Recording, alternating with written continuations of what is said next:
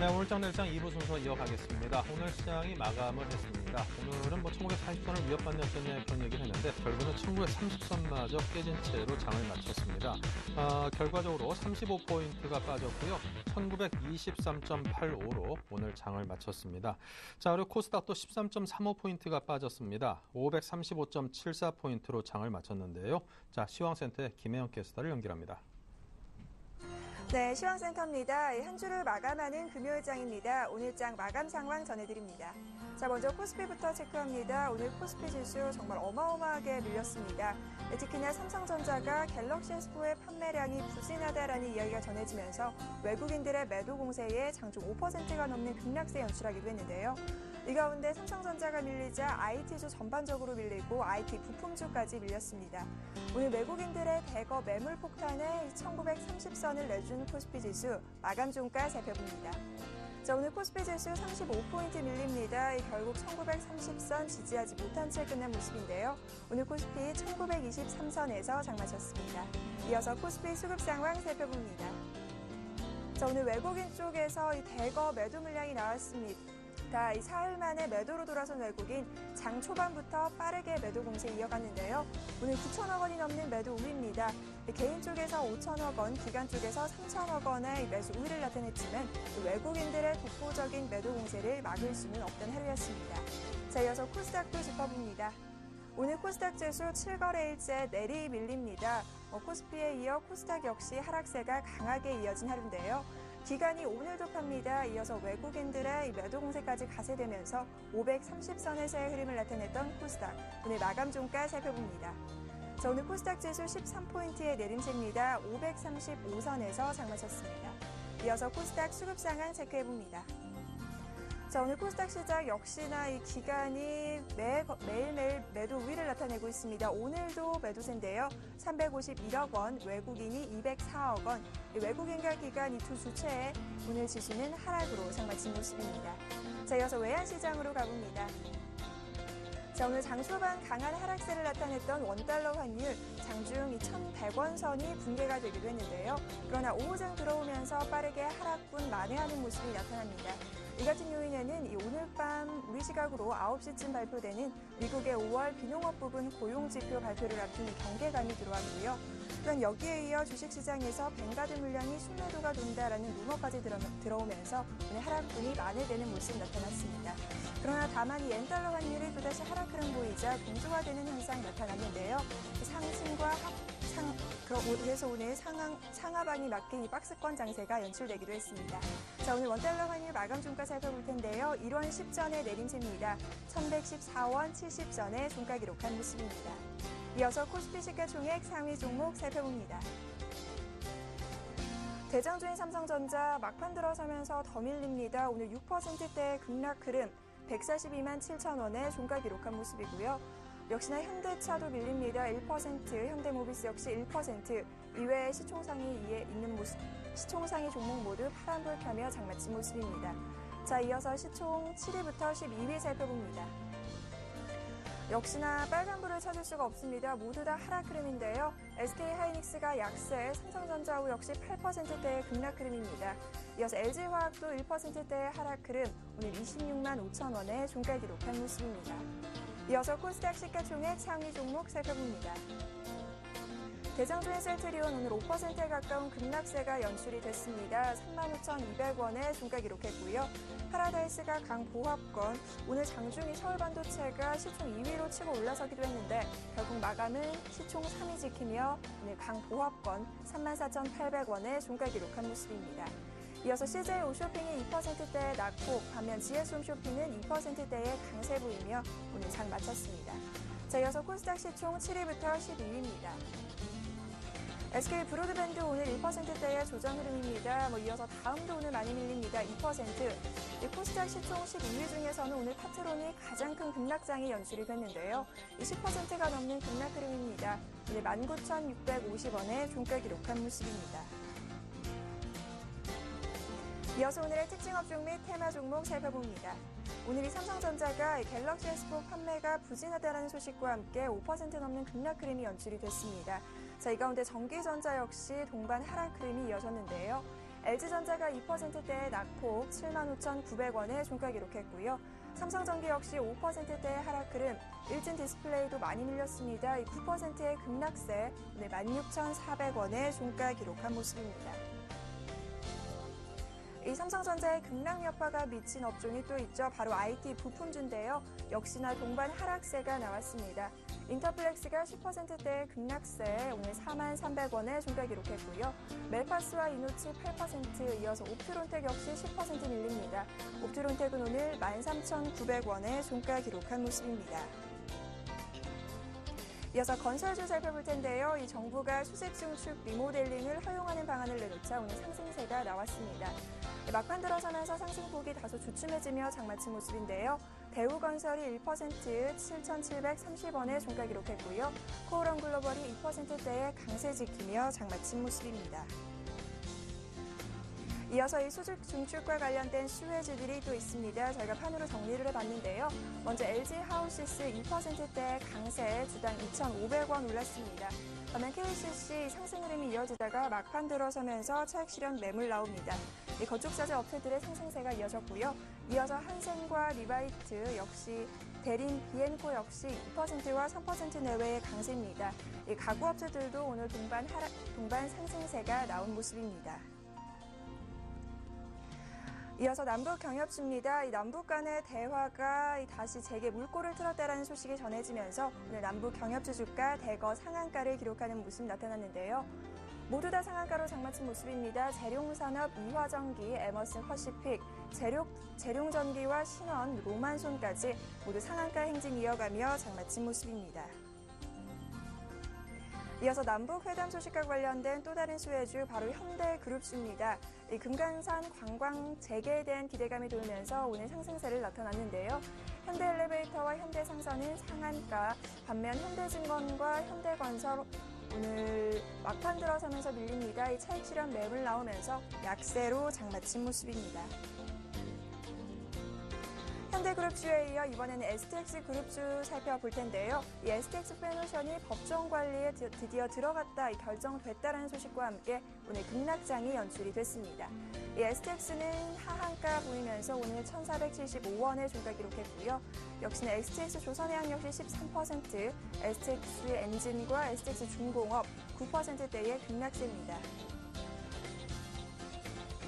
이어서 바른손 살펴보겠습니다. 이 어닝쇼크 오늘 바른손 오전장에서 바로 하한가 들어갔는데요. 시작과 동시에 하한가 들어갔던 바른손 주당 265원씩 밀립니다. 오늘 1,515원의 종가 기록한 모습입니다. 지금까지 시황센터 김혜영이었습니다.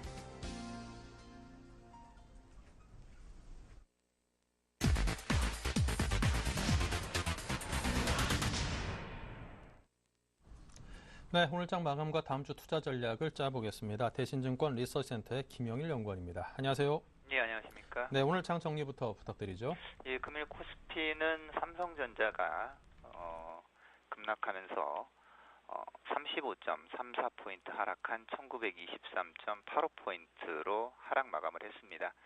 이번 주에 코스피는 3.8% 하락을 했는데요. 2000포인트를 돌파한 이후에 좀 안착에 실패를 하면서 실망 매물이 좀 나오는 그런 모습들을 보였습니다.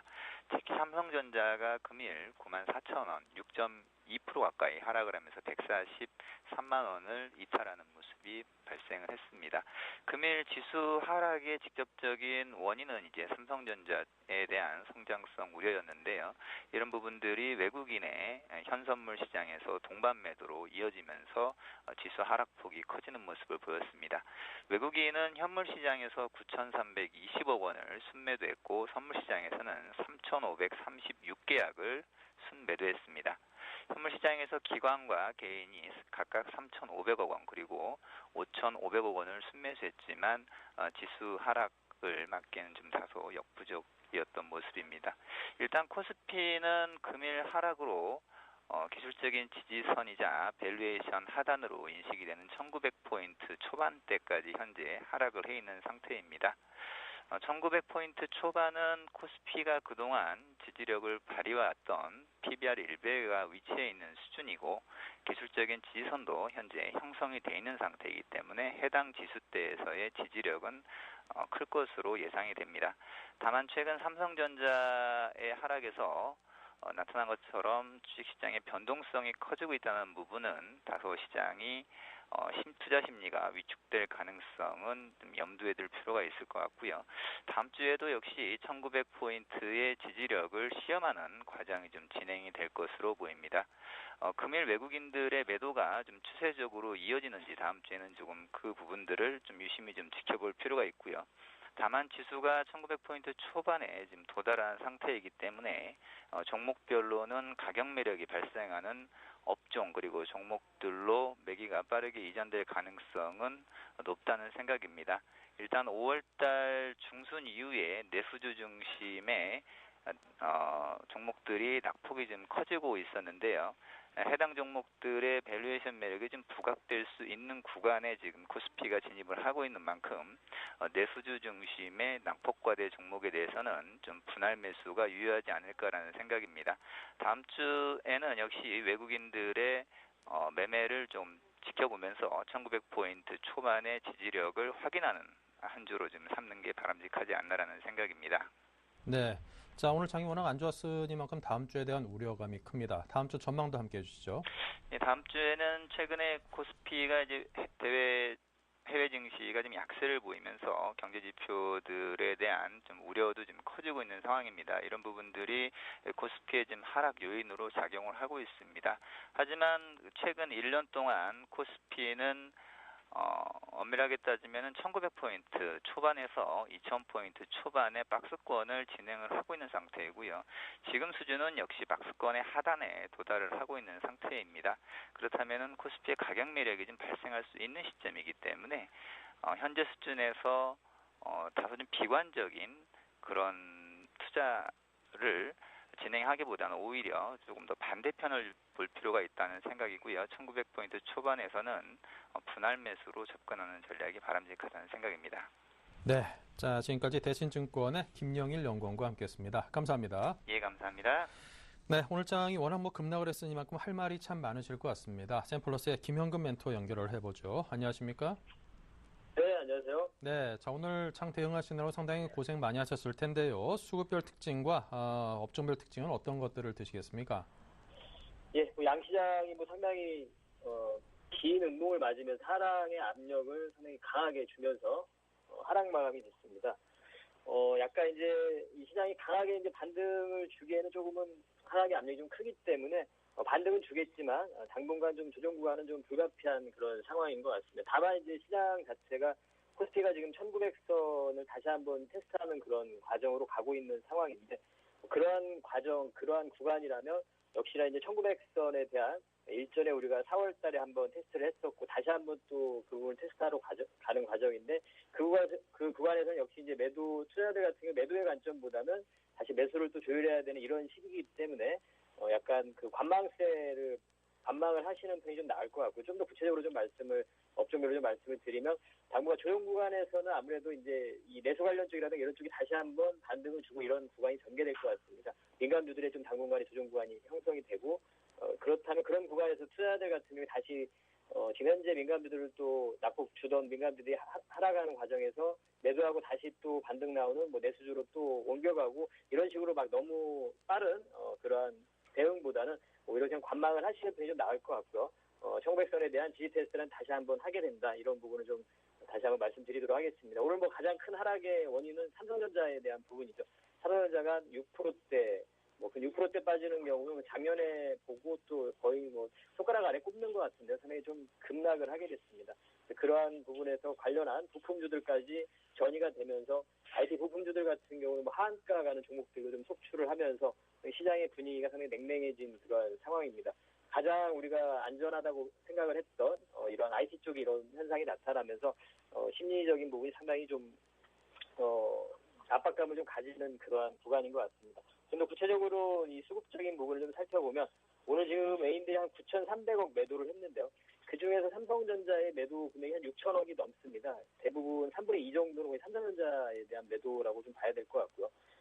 여타의 지금 삼성전기라든가 뭐 IT 부품, IT 쪽 다들 좀 하락을 좀 면치 못했고, 그리고 운수장비 쪽 같은 경우에는 기아차나 현대차가 오전에는 그래도 잘 보합권 정도를 유지를 시켜줬는데요. 역시 이제 버티지 못하고 소폭 좀 하락하는 구간에서 마무리가 됐습니다. 업종별로 여기 보시면 6,900억 정도가 지금 IT 쪽, 뭐 금액, 매도한 금액의 거의 대부분이 IT 쪽에서 매도가 좀 나왔습니다. 전 모든 업종이 다 매도를 좀 보여줬고요. 외인들 같은 경우. 기관 같은 경우는 오늘 운수장비를 좀 매수를 했습니다. 조선업종, 현대중공업, 삼성중공업 매수가 유입이 됐고, 기아차나 현대차 이런 쪽도 좀 매수가 좀 유입이 되지 않았나 이렇게 좀 판단이 들고요. 그리고 뭐 통신이나 금융 쪽도 좀 매수가 유입이 됐고, 화학이나 뭐 철강금속 기관들은 오늘 좀 방어를 해주는 그러한 역할을 좀 했습니다. 연기금의 매수, 또 투신의 매수. 하지만 이제 외인들의 매도가 워낙 크다 보니까 좀 역부족이었던 그러한 모습이고요. 당분간 좀 조정 구간은 좀 불가피하지 않나 이렇게 좀 보여지고요. 코스닥 같은 경우도 최근에 외인 기관의 매도가 계속해서 좀 나오고 있는 상황입니다. 코스닥도 지금 뭐 일주일 이상 계속해서 외국인과 기관이 매도를 좀 지속을 하고 있습니다. 물론 이제 외인들의 이러한 매도 금액을 봤을 때는 그동안 매수한 금액 대비해서 봤을 때는 아직까지 뭐 매도로 다 전환됐다 이렇게 보기에는 아직은 어려운 상황이지만 조정 구간은 좀 불가피한 그런 모습인 것 같습니다. 차트를 좀 보시면 업종 차트를 보시면 지수 지금 차트인데요. 지금 코스닥 차트인데 코스피 차트부터 좀 보시면 다시 한번 1900선을 좀 확인하는 그러한 과정이라고 생각을 하고요. 좀 길게 보자면 사실은 아직까지 이 박스권의 흐름이라고 좀 봐야 될 것 같습니다. 1900과 2000포인트 이 사이에서의 좀 박스권의 흐름이라고 좀 보여지고 그러다 보니까 1900선이 다가올 때는 오히려 이제 이미 이제 2000포인트 언저리에서 현금화를 하지 않았다면 1900선에서 현금화를 한다는 건 좀 반대로 매매하는 그런 케이스가 되기 때문에 조금은 반등을 좀 기다리는 그럴 필요가 좀 있다고 생각을 하고요.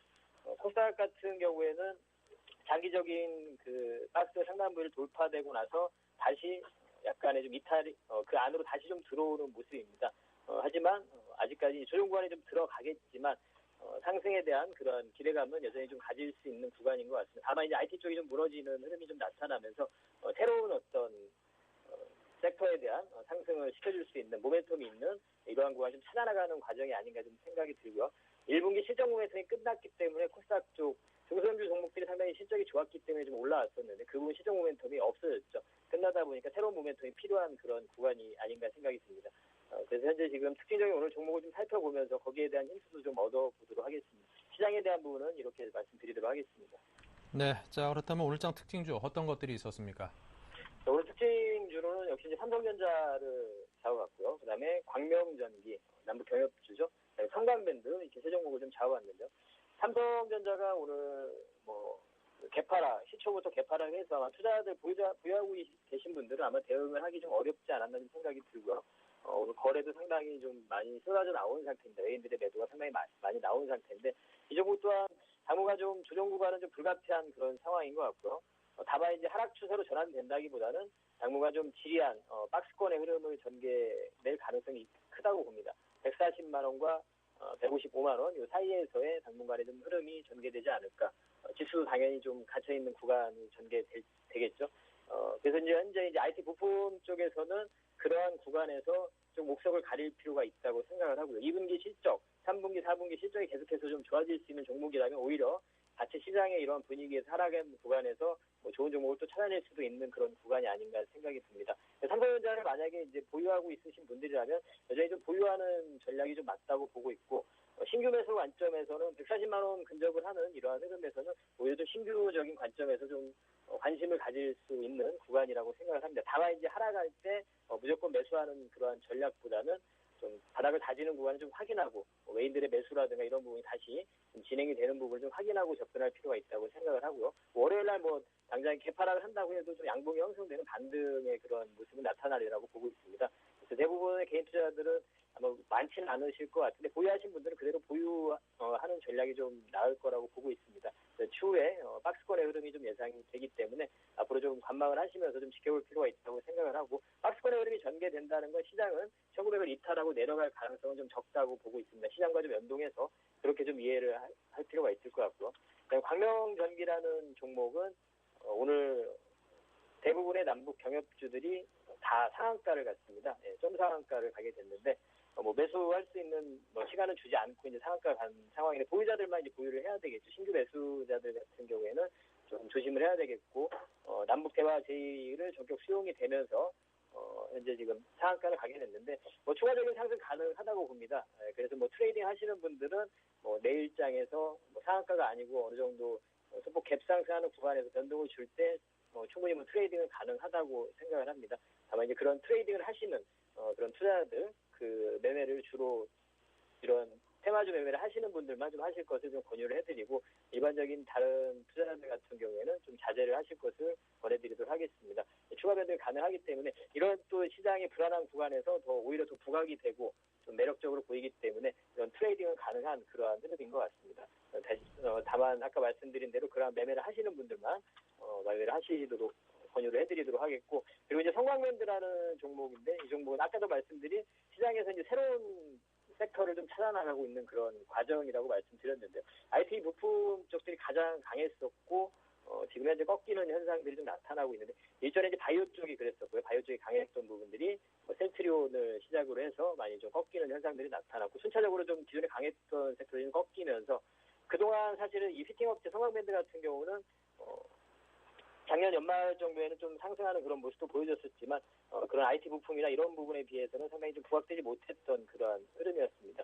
최근에 지금 4월 달부터 저점을 형성을 하고 상승을 시도하고 있는 모습인데 1분기 실적도 상당히 괜찮게 나왔고 2분기 실적도 좀 기대가 되고 있습니다. 이러한 2분기 실적에 대한 모멘텀이 있는 새로운 상승, 새로운 코스닥 종목에서 상승을 좀 시도할 만한 새로운 모멘텀을 가지고 있는 이러한 섹터가 아닌가 좀 생각이 듭니다.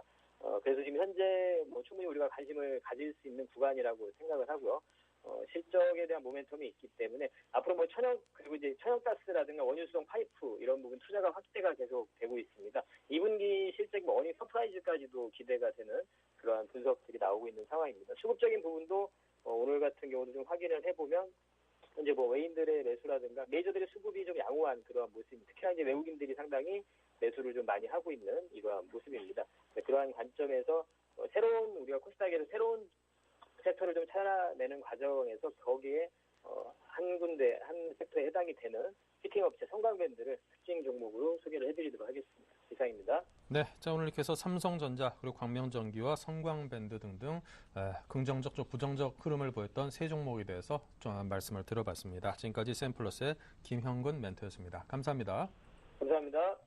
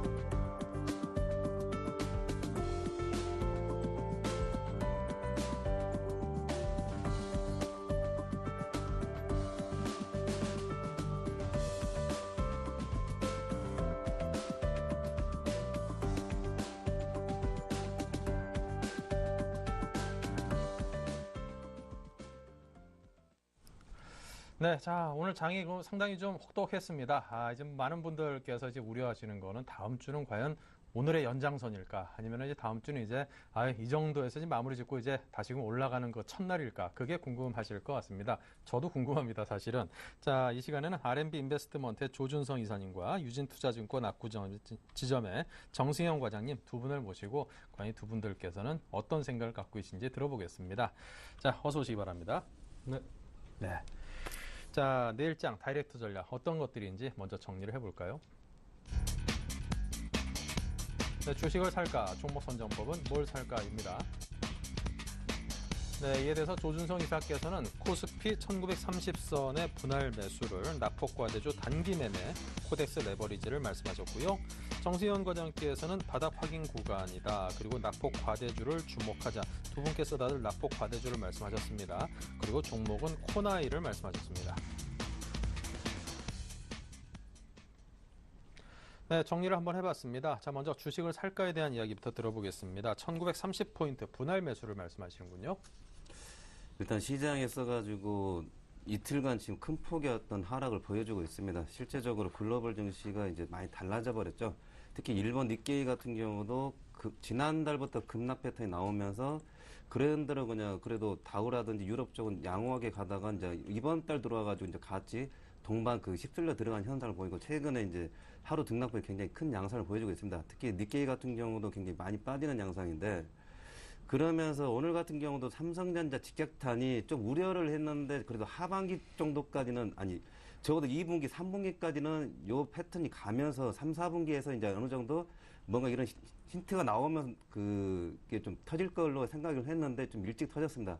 특히 예국계 보고서 나왔는데 나름대로 근거가 있고 좀 우리가 그거 보고서가 뭐 맞다 안 맞다를 떠나서 좀 대비를 하고 있어야겠죠. 서서히 어느 제품이든지 꾸준하게 갈 수가 없는 거고 특히 제가 계속해서 말씀드리지만 전에 애플 컴퓨터 700달러 갈 때 세계 최고의 어떤 주가를 만들고 시가총액을 만들면서 누구나 선방하는 게 애플 컴퓨터 사과를 선방했는데 한 방에 무너져 버렸죠. 400달러까지. 그런 양상이 이제 일본 시장이라든지 다우지수 계속해서 가긴 힘들고 박살이 날 때는 저렇게 애플처럼 박살이 나지 않을까 예상을 하는데 아직은 지금 뭐 단기적으로 많이 빠지는데 아직 이렇게 이걸 많이 빠졌다 생각하시면 안 됩니다. 나중에 빠지는 거 보시면은 상당히 많이 빠질 겁니다. 그렇기 때문에 뭐 약간 심한 얘기지만 그래도 그걸 하반기 정도 생각을 하는데 일단 좀 약간 빠르게 오지 않을까 그런 또 우려도 됩니다. 이제는 뭐 국내 수급에 있어가지고는 이제 뭐 글로벌 증시 자체적으로 조정이 가기 때문에 수급적인 부분에서 뱅가드를 떠나서 전체적으로 좋지는 않겠죠. 근데 여러분들 아셔야 될 게 지금 단기적으로 우리가 급락 패턴이 들어오고 일본 뭐 니케이는 뭐 지난달부터 빠졌는데 차트를 한번 보시게 되면은 해외 시장이 있어가지고 일본 니케이 먼저 보겠습니다. 15,942까지 갔다가 지금 최근에 아주 급락을 보여주고 있죠. 끝내주게 빠지는데 요걸 보시게 되면 많이 빠졌죠. 근데 월봉을 보겠습니다. 월봉 5개월짜리 아직 살아있습니다. 지지를 받으니까 좀 덜 빠지죠. 이번 주는. 많이 빠지다가 여기 월봉 5에서는 나름 이제 첫 번째 이제 지지를 받고 있는데 너무 지난달에도 급하게 윗골이 나온 게 너무 급하게 올라갔고 너무 빠르게 올라갔고 엔화 같은 것도 엔저가 거의 너무 심하게 그냥 100엔을 돌파해가지고 이 현상이 있었죠. 그리고 이제 다우존스 굉장히 중요한데 이게 2주간 행보를 하다가 이제 패턴 이제 밀리고 있습니다. 그러면서 21선이 가볍게 깨질 수밖에 없는 게 행보를 하게 되면 이동평이 자꾸 올라오고 이게 금방 좁혀지기 때문에 쉽게 빠져버리는 거죠. 한 200~300포인트는 빠져도. 일단 15,000선인데 잘 보셔야 될 게 월봉상 보시면 5개월짜리 월봉으로 보게 되면은 일본으로 보시면 5일선입니다. 월봉으로 보시면 14,725입니다. 그럼 아직까지도 다우존스가 300포인트가 빠진다 하더라도 큰 흐름에 있어가지고는 깨졌다 보기는 힘들죠. 일봉상은 단기 충격이 들어왔는데 21선이 깨졌기 때문에 이번 달은 혼조 양상은 어쩔 수 없는 거고 그 다음에 유럽을 대표하는 독일 지수 보겠습니다. 독일도 마찬가지죠. 같이 밀려버렸죠. 최근 독일이 지지난주 8,500을 가면서 우리도 이제 운 좋게 2,000을 갔는데 굉장히 불안한 2,000이었고 확신이 안 서는 선이었죠. 그렇기 때문에 빨리 밀려버렸는데 여기 독일도 보시게 되면은 월봉상으로는 아직 독일이 여력이 있습니다. 5개월짜리 기준해가지고는 7,979포인트입니다. 현재 8,098포인트 때문에 한 110포인트 정도 여유가 있는 거죠. 그렇게 되면 1.5% 정도 여유가 있다는 겁니다. 그렇다면은 우리나라 시장에 있어가지고 생각해 봐야 될 게 전에는 수급이 안 좋아서 디커플링이 많이 나왔고 혼자 빠지고 하다가 최근에 조금 약간 2,000포인트 어거지로 갔었죠. 우리가 너무 전 세계 증시가 좋아가지고 그러나 실제적으로 버티지 못하고 이제 추세에 이제 다시 단기적으로 5월 달에 5일선과 21선 어떤 추세를 잠깐 만드는 척 하면서 하루쯤 빨리 빠져버렸습니다. 2,000포인트 가면은 매도, 1,900포인트 오면은 매수. 이게 이제 공식화 되는 거죠. 이게 1년 반 이상이 지나가고 있습니다. 근데 제가 앞에 다우지수라든지 독일 지수라든지 뭐 일본 니케이를 보여주면서 많이 빠졌기 때문에 낙폭이 과다 하면서 기술적 반등을 노릴 수 있는 그 어떤 그 이유를 찾아가면 근거를 대봐라 말씀하면은 딱 그걸 대해서 월봉을 보여드렸죠. 5개월짜리 월봉이 안 깨졌습니다. 이게 지난달에 깨지고 이번 달에 그 아래처럼 지금 일봉처럼 21선을 깨고 내려가는 20개월이나 10개월짜리 깨고 내려가는 그런 월봉 양상이면은 하반기 장세에서가 굉장히 암울하지만 아직까지는 수직으로 빠지면서 5개월 월봉이 살아있기 때문에 지지받는 어떤 가능성이 충분히 있다는 겁니다. 테크니컬. 그리고 어떤 레포트 해가지고 쉽게 뭐 무너질 수도 있겠지만 그만큼 어떤 가격 메리트 많이 생기는 거죠. 이게 지나고 나 보면은 한 달에 제가 계속 그런 얘기도 가끔씩 드리는데 한 달에 한 번씩만 해도 수익이 괜찮은 시장이다는 말씀드리는 게 1900선 오면은 사고 2000만 1970, 80이라든지 가게 되면은 때려주고 이걸 보면은 한 달 코스는 한 달 반 코스 해가지고 들어온다는 겁니다. 그 아래도 깨질 수도 있는데 그렇기 때문에 이번에 그 2000 찍고 바로 내려오는 일단 1930 이하, 1920, 1910, 1900 하다못해 1900을 깨지고 내려간다 하더라도 기술적 반등을 충분히 할 수 있는 여건이 되지 않을까. 그리고 미국 연준 회의나 이러한 그 어떤 그 매파라든지 비둘기파라든지 지수가 이렇게 급락하게 되면은 안 좋은 얘기보다는 또 지수를 방어하는 우호적인 정책적인 좋은 얘기를 많이 할 겁니다. 일본은 어쩔 수 없다 하더라도 또 유럽도 마찬가지로 어떤 방법론이 있어가지고는 뭐 출구 전략이나 이런 단어 쏙 빠지면서 다시 어떤 그 연장이라든지 어떤 좋은 정책적 얘기를 또 뭐 많이 나올 걸로 생각이 합니다. 급락이 더 들어가게 되면 방어적인 차원에서. 그렇기 때문에 1900선 이제부터는 좀 가격 메리트가 충분히 있기 때문에 지수적인 차원에서는 분할로 매수해 나가자 그 부분을 좀 강조해 보겠습니다. 네. 자, 정수영 과장께서는 바닥 확인 구간이다라는 진단을 내려주셨네요. 네. 일단 오늘 뭐 양시장, 코스닥, 코스피 시장 모두 좀 충격적으로 빠졌죠. 사실 좀 쇼크가 심한데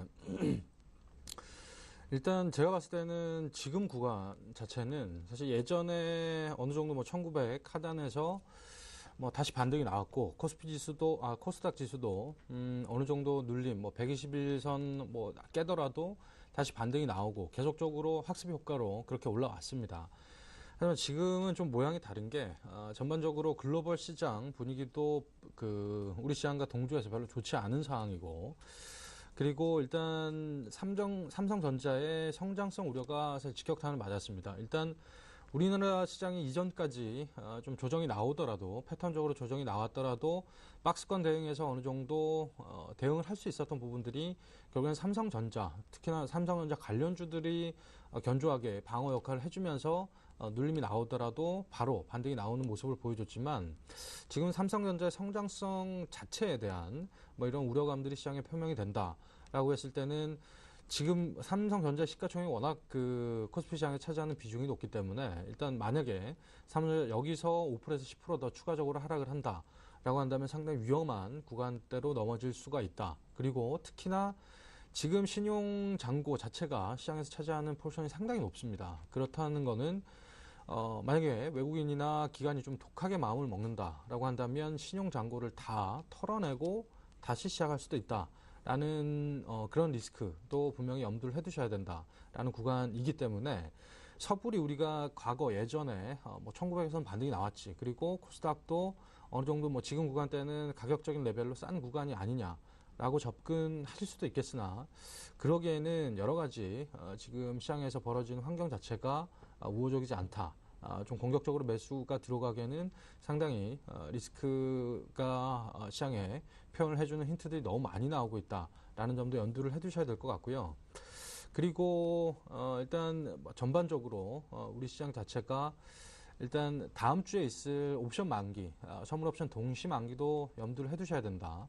일단 뭐 목요일까지 그리고 지금 외국인들이 뭐 이번 주 그리고 지난주부터 조짐들이 보였는데 파생 시장에서 상당히 공격적으로 선물 매도를 했습니다. 그러면서 하방 포지션을 완벽하게 구축을 해놨고 지금 약 한 247 정도, 247에서 45 이하로 떨어지면 수익 구간이 발생되는 구간이기 때문에 지금 하방은 뭐 열려있다, 무조건 열려있다라고 보시면 될 것 같고 그렇게 된다면 1900 하단을 깨고 내려간다. 그리고 아까 말씀드린 대로 신용잔고 물량들이 뭐 투매라든지 이런 물량들이 나온다라고 한다면 추가적인 하락은 충분히 가능한 구간이고요. 그리고 1900이 지지를 못할 가능성이 높다라고 충분히 보여줄 수 있기 때문에 물론 다음 주 시장 뭐 가늠자 역할을 할 뭐 가능성이 상당히 높겠지만 일단 전반적인 시장 분위기 자체가 선물 옵션 동시 만기까지 진행되고 있는 상황이기 때문에 파생해서 외국인의 포지션을 좀 더 강력하게 뭐 선물을 매도 포지션을 취한다든지 그리고 해외 글로벌 이슈들이 너무나 안 좋은 플로우들로 가고 있기 때문에 글로벌 악재에서 시장을 뺀다라는 이유들, 그리고 삼성전자 우려감, 또 시장이 더 붉어진다라는 이유들로 빼기 시작하면 지금이 바닥이 아닐 가능성이 높기 때문에 제가 봤을 때는 완벽하게 이번 시장에서는 바닥을 확인하는 과정이 꼭 필요하다라고 말씀드릴 수 있겠고, 많이 빠져서 일주일 만에 한 10%가 빠졌으니까 가격적으로 싸지 않느냐, 이런 논리로 접근하시기에는 상당히 리스크가 큰 구간이다라고 정리해 드릴 수 있겠습니다. 네. 자, 다음은 종목 선정법입니다. 조준성 이사님. 일단 종목에 있어가지고 군들이 많이 나눠집니다. 특히 올해 주식 종목들이 굉장히 힘들다고 말씀드립니다. 투자하기가, 종목들은 수익률을 많이 주는 히트 종목들이 많은데 매매하시기가 힘들다는 걸 말씀드립니다. 계속 말씀드리는데, 지금 같은 경우도 이제 상반기에 계속해서 얘기했던 종목도 이제 특히 마지막 보류했던 이제 스마트폰 부품주 같은 경우는 휩쓸려 내려가는 이제 충격을 받았죠. 왜냐하면 출하량이 이제 적게 되면 이제 부품이 적게 들어가기 때문에 힘들어진다. 대신에 일단 또 옥석을 가려야 되는 게, 너무 이쪽을 비관적으로 보면 안 될 게, 부품 회사들은 전에도 한번 말씀드렸듯이 우리나라에만 들어가는 게 아니라 다른 타업체, 중국의 회사들도 부품을 우리나라로 갖다 씁니다. 그렇기 때문에 삼성전자가 안 되기 때문에 부품 회사들도 같이 망가진다, 이렇게 보시는 것보다는 다른 거기 해외 매출 다변화가 많이 자꾸 노력하거나 자꾸 뚫으려고 하는 그런 부품 회사들은 괜찮은 거죠. 삼성전자 스마트폰이 덜 팔린다는 거는 시장이 있어가지고 안 좋아지고 스마트폰 시장 자체가 밀린다 하게 되면 어쩔 수 없겠지만, 다른 스마트폰이라든지 다른 폰을 구매를 한다 하게 되면 그 폰에 이제 들어가는 부품 업체들은 또 눈여겨봐야겠죠. 그런 노력도 좀 해야 될 거고, 대신에 단기적인 충격, 삼성전자 기존에 가지고 간만에 몇 달 만에 한번 보는 것 같은데, 가격 멘트가 많이 들어왔는데 사자고 말씀드리기가 좀 힘든 게, 보통들 보면은 최근에 이렇게 음봉나고 큰 충격 들어오면은 바로 다음날 밑꼬리가 나온다든지 해가지고 칼날 잡기 해가지고 바로 올라가는 이런 양상이라, 한번 다음 날 한번 또 확인도 해보고 싶어요. 왜냐면은 오늘 이렇게 많이 때렸을 경우에는 또 다음 주 구간에서도 수급이 어떤 조금만 팔아도 1%만 팔아도 삼성전자 기존해가지고 조 단위가 나옵니다. 그렇기 때문에 그런 걸 좀 확인해야 되고, 거기에서 가지고 당분간은 부품은 어쩔 수 없겠죠. 그러나 어느 선에서 방어가 된다 하게 되면 부품 쪽도 이제 반등이 들어갈 것을 생각합니다. 특히 미리 빠졌습니다. 부품 쪽은 미리 빠졌습니다. 그렇기 때문에 또 덜 빠진 종목들 잘 체크해봐요. 덜 빠진 종목. 남들 10% 막 15% 빠지는데 한 3, 4% 빠지면서 나름대로 그 추세선을 만들려 하는 쪽을 다 체크해봐야 되고, 그 다음에 시장에서 가지고 이번에 삼성 SDI나 전기가 운 좋게 잘 올라가다가 전기는 다시 미끄러졌습니다. 근데 SDI는 버티고 있는 거죠. 이게 이왕이면은 SDI가 미끄러지면 SDI를 이제 공략을 해야겠죠. 삼성전자는 쭉 미끄러지면 그쪽으로 이제 더 낙폭가들을 해야 되는데 가격을 잡기는 힘들어도. 그래서 약간 여기에서 좀 벗어날 필요가 있는 게, 틈새로 해가지고 지수가 혼란할 때 올라간 게 통신주였습니다. SK텔레콤이라든지 LG U+. 이런 점부터 보시면, 예를 들어 SK텔레콤 보겠습니다. 23만원 찍고 20만원 초반 찍어주려고 하고 지금 오늘 또 만들어주고 있는데, 이런 종목들은 이제 20만원 초반에 들어오게 되면 이제 매수 이제 분할로 들어가는 거죠. 1900 깨진다 하면 20만원도 같이 깨지겠죠. 그러면은 저가 메리트 해가지고 잘하면 요 종목 같은 경우는 22만원, 23만원 다시 들어올 수도 있습니다. 다른 쪽은 다른 쪽 신고가 내고 망가진 쪽하고는 다릅니다. 이거는 추세 과정이고 23만원도 다시 들어갈 수 있는, 또 25만원도 갈 수 있는 힘이 있는 종목입니다. 그렇기 때문에 가격 메리트로 하게 되면은 이런 쪽도 20만원 초반에 갖고는 SK텔레콤도 상당히 무난하다. 하다못해 20만원 초반에 사가 21만원 때려도 5%입니다. 덜 불안하죠. 이건 추세가 61선이 받치고 있기 때문에. 아니면은 색깔을 좀 달리해가지고 파라다이스도 볼 수가 있는 거죠. 이것도 고점 대비해가지고 10% 이상은 빠졌습니다.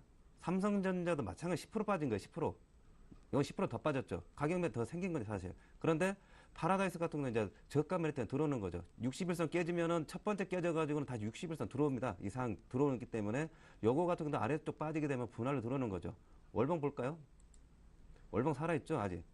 월봉 5개월짜리 보게 되면 22,270원인데, 요 정도 선인데, 이게 밑꼬리가 나올지 아니면 음봉으로 박을지는 봐야겠지만, 밑꼬리 내지 아니면 여기에서는 지지가 받지 않을까. 이게 5개월 선이 살아있는 종목들은 좀 약간 힘이 있다. 그 말씀을 또 드려보겠습니다. 네, 자 정승윤 과장님 역시 낙폭 과대주 주목하자라는 의견 주셨죠? 네. 사실 낙폭과대주 오늘 뭐 상당히 심각한 종목들이 상당히 많이 나왔죠. 일단 전반적으로 수급과 그리고 시장 환경이 전체적으로 불안하기 때문에 일단 낙폭과대주에 접근하실 때 뭐 가격적인 논리, 뭐 싸다라는 가격적인 논리로 접근하기에는 조금 아까도 말씀드렸듯이 무리가 있다라고 본다면 사실 지금 코스닥 시장은 거의 뭐 한 일주일, 뭐 한 열흘도 안 되는 기간에 거의 뭐 고점 대비 10%가 넘게 지수가 빠졌습니다. 뭐 사실 여기서 반등이 나오는 기대감들이 상당히 많이 뭐 존재하고 있지만 지금 현재 예전과 다른 부분들은 사실 그 스마트폰 부품주 이런 종목들이 뭐 한 4월 초 정도에서 뭐 급락이 한번 휩쓸려서 전체적으로 시장이 빠지면서 휩쓸려 나왔던 뭐 그런 경우도 있었는데 그때는 사실 모든 기업들이 증설을 많이 했었습니다. 캐파를 늘리면서 계속적으로 갤럭시 S4에 대한 기대감들이 넘쳐났었고 4가 나오게 되면 이제 증설을 캐파를 늘려서 증설 효과들이 빠르게 나올 것이다 라는 논리가 있었기 때문에 다시 재상승을 했었습니다. 하지만 지금은 대부분 모든 그 스마트폰 부품 회사가 증설을 다 완료를 했고 100% 다 돌아가고 있습니다. 그렇기 때문에 삼성전자 우려감이 나오게 되면 이제 공장이 놀 수밖에 없다는 겁니다. 그렇기 때문에 이익률이 저하될 수밖에 없고 성장률은 둔화될 수밖에 없다라는 논리이기 때문에 낙폭 과대주를 뭐 보시되 철저하게 단기적으로 그리고 손절 라인을 뭐 여러 가지 원칙으로 정하셔서 확실히 지키시는 매매가 필요하다라고 말씀을 드릴 수 있겠습니다. 네. 자, 그럼 종목으로 넘어가겠습니다. 코덱스 레버리지 말씀하시네요. 조준성 이사님. 뭐 종목들 보게 되면은 납폭 과대주도 상당히 많은데 색깔이 있어가지고 똘똘한 납폭 과대주가 아니라 애매한 납폭 과대주도 많습니다. 그리고 더군다나 1900선이 지지되느냐 안 되느냐 있어가지고 이제 그런 기로에 있는데 코덱스 레버리지 이제 지수를 이제 잘 따라가는 여러 번 매매를 해본 종목인데 11,500원 이하에 샀으면 항상 우리가 먹는 종목이었습니다. 이번에도 11,100원까지 11,000원 정도까지 들어올까는 봐야 되는데 최대한 싸게 사는 게 좋다는 거 말씀드렸고, 뭐, 당연한 말인데, 일단은 11,500원 이하 분할을 해가지고, 심하면 11,000원 이하도 깨진다 생각하시고, 여유있게 분할로 하시면 됩니다. 제가 누누이 말씀드리는데, 올해 욕심 안 내고 가시면은 충분히 감당되는 시장이다 말씀드립니다. 그렇기 때문에, 뭐, 조금 사서 뭐, 조금 먹더라도 그냥 계속 사가며 대응을 해보십시오. 그냥 지수 빠진다 생각하지 마시고, 분할을 이제 매수해가지고, 적어도 12,000원 될 걸로 생각했는데, 회복이 안 되면 이제 하반기 장사에 이제 큰일 나는 거죠. 그렇기 때문에 일단은, 매수하면서 대응을 해보자. 그 말씀 드리겠습니다. 네. 자, 다음은 정수용 과장님의 코나이입니다. 네.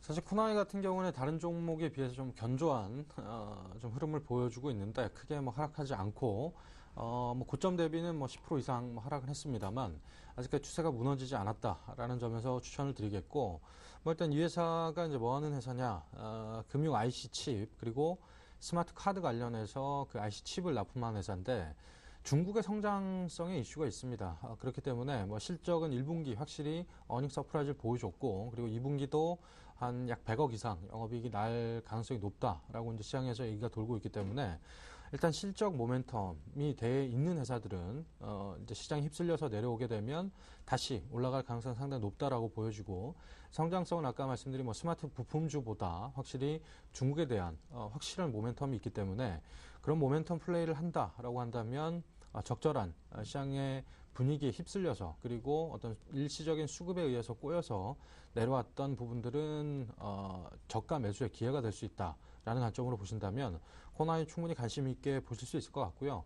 그리고 2015년까지 중국의 그 스마트 카드 약 그 20억 장의 교체 수요가 있기 때문에 그와 관련된 어떤 시장의 분위기 그리고 모멘텀 뭐 이런 부분들은 중국향 분명히 살아있는 그런 종목이다라고 보시면 되겠고 일단 뭐 현재 35,000원에서 오늘 마감을 했습니다. 약 뭐 시장에 대비해서도 좀 아웃퍼폼 하면서 0.99% 정도 하락하면서 끝났습니다만 한 여기서 1,000원 정도 충분히 뭐 장중 변동성이 있는 종목이니까 1,000원 정도 저가 좀 내려온다라고 한다면 매수 관점에서 보시면 될 것 같고 약 전고점 부근이 한 39,000원 정도 목표가 그리고 선절가는 조금 짧게 보시는 게 맞을 것 같습니다. 시장 분위기가 워낙 불안하기 때문에 32,000원 정도 보시면 될 것 같습니다.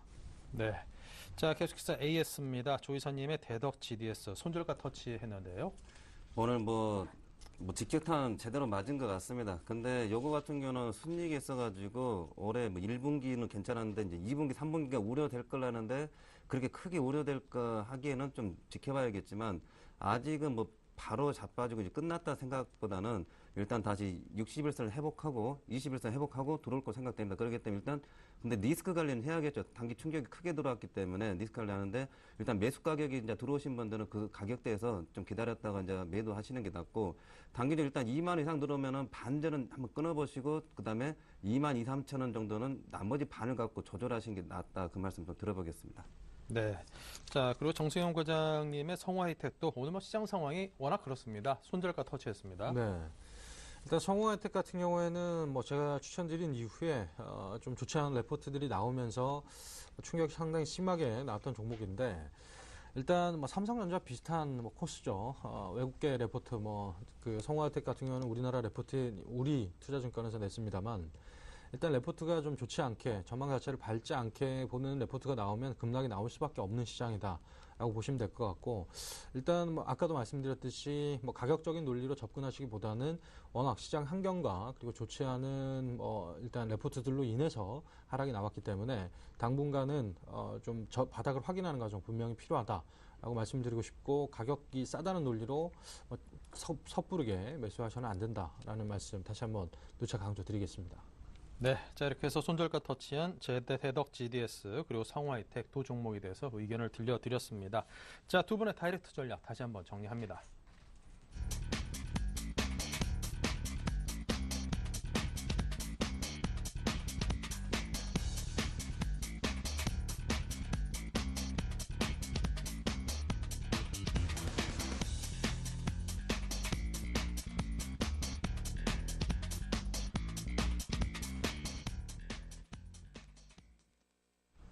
네, 지금까지 조준성 이사님, 정승영 과장님 두 분과 함께했습니다. 감사합니다. 네, 감사합니다. 네, 오늘 장이 무척이나 큰 폭으로 하락을 했죠.